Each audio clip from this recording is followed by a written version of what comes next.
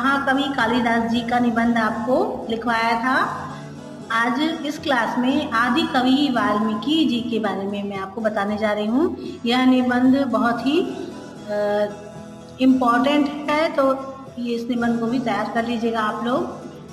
आदि कवि वाल्मीकि जी के बारे में आपने पहले भी सुना होगा। उन्होंने ही रामायण महाकाव्य की रचना की थी। महर्षि वाल्मीकि विरचितं रामायणं लौकिक संस्कृत साहित्यस्यादि काव्यम अस्ति। महर्षि वाल्मीकि द्वारा रचित जो रामायण है लौकिक संस्कृत अर्थात इस जो हमारी लौकिक जो दुनिया है इसमें जो साहित्य है उसमें से एक है। अत्रैव सर्वप्रथम मामनाम दान्यय नूतनश्छंद सावतारो अभवत्। यह जो सर्वप्रथम और नवीन छंद जो उनके मुंह से उद्भूत हुआ था उसके आधार पर लिखा गया है। अस्मान्नादि काव्ये काव्यात्मकम वर्णनमेव अस्ति। इस काव्य में काव्यात्मक वर्णन किया गया है उनके द्वारा। भारतीय दर्शनानां महान कोशो अप्यत्र विद्यते। भारतीय दर्शन का इस काव्य में आपको महान चित्रण होता है, चित्रण प्राप्त होता है। यह हमारे लिए एक कोश के समान है, खजाने के समान है। हमारे जो रामायण महाकाव्य है वह है भारतीय दर्शन के अंदर। एतस्मिन् महाकाव्ये करुण रसैव प्राधान्यम वर्तते। इस महाकाव्य में करुण रस की प्राधान्यता है। आदि कवयः क्रौंच वध वियोगोत्पन्न शोक एव तस्य कलकंठात् श्लोक रूपेण प्रस्फुटितो अस्ति। आदि कवि ने क्रौंच जो पक्षी होता है उसके वध के स्वरूप उत्पन्न शोक से उद्भूत होकर उनके कंठ से श्लोक प्रस्फुटित हुआ था। उसके बाद ही इन्होंने महाकाव्य रामायण की रचना की थी। रामायणे प्रसंग मनुसृत्य वीर रौद्र भूतादि रसानाम अपि सम्यक परिपाको दृश्यते। रामायण में बहुत सारे अलग अलग प्रकार के प्रसंग हैं जिसमें कि वीर रस, रौद्र रस और अन्य जो हर प्रकार के रस हैं, वात्सल्य रस, करुण रस, हर प्रकार के रस का समावेश है इस महाकाव्य में। आदि कवि नास्मिन् महाकाव्ये चरित्र चित्रणे विलक्षणा निज प्रतिभा प्रदर्शिता।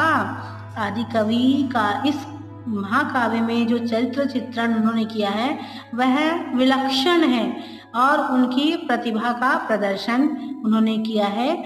उनकी अलौकिक प्रतिभा का प्रदर्शन हुआ है इस महाकाव्य में। अस्मिन्नादि काव्ये रघुकुल कमल दिवाकरः क्षात्रावतंस दशरथिः रामो नायकस्तस्यार्धांगिनी जनकात्मजा सीता च नायिका अस्ति।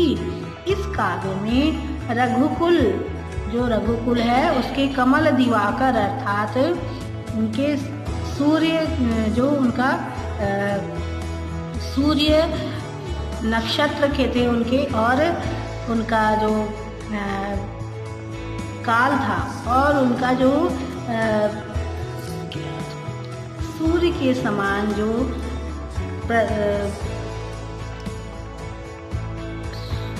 रश्मि फैलाने वाले राम जी जो थे इस रामायण के नायक हैं और उनकी अर्धांगिनी जो है जनक जी की पुत्री सीता जो है इस रामायण की नायिका हैं। राम जी जो है वो नायक हैं। अस्मिन् महाकाव्ये मानवान्ता प्रकृत्या यादृशं स्वाभाविकं सूक्ष्मं भव्यश्च विश्लेषणं तादृगेव सजीवतया यथा तथ्येन च मोहकं प्रकृति चित्रणम् अस्ति।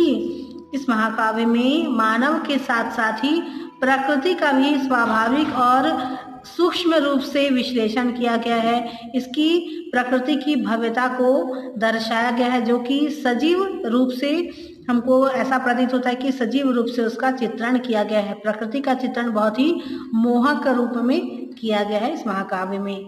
मानव मनोवृत्ति नाम एतादृशं व्यापकं विशुद्धश्च निरूपणम अन्यत्र दुर्लभम अस्ति। मानव की जो अनेक प्रकार की मनोवृत्तियां हैं उसका व्यापक और विशुद्ध चित्रण जो इस महाकाव्य में किया है वैसा अन्य किसी काव्य में नहीं मिलता आपको। एतत् काव्यं भारतीय सभ्यतायाः संस्कृतिश्चेतो इतिहास ग्रंथो अस्ति। यह जो काव्य है भारतीय सभ्यता और संस्कृति के का इतिहास दर्शाता है। अत्र घटनानां दिनाङ्कानां च केवलं सञ्चयो न विद्यते अपितु सभ्यतायाः विकसितस्यादर्शरूपस्य चारुचित्रणम् अस्ति। इसमें जो घटनाएं दी हैं वह केवल हमारी सभ्यता को ही नहीं दर्शाती बल्कि उसके विकसित रूप का सुंदर चित्रण करती है। परवर्तीनां साहित्यकारणामेष उपजीवाः ग्रंथो अस्ति। अनेक साहित्यों में से ये उपजी ये जो साहित्य है इससे अनेक साहित्य उपजे हैं इस ग्रंथ के द्वारा। एतस्य ग्रंथस्य भाषा सरला स्वाभाविका सुबोधा प्रवाहपूर्णा प्रभावोत्पादिका च अस्ति। इस ग्रंथ की भाषा सरल है, स्वाभाविक है, सुबोध है, प्रवाहपूर्ण है और प्रभाव उत्पन्न करने वाली भी है। अस्य सरसता विदुषां सहृदयानाश्च चेतांसी सममेव रंजयति। इसकी सरलता और सहृदयता को जो विद्वान लोग हैं बहुत ही अधिक इसको पसंद करते हैं और उनसे उनका मनोरंजन भी होता है। तो आज के लिए इतना ही स्टूडेंट्स, आगे की क्लास में हम आपको सदाचार का निबंध लिखवाएंगे।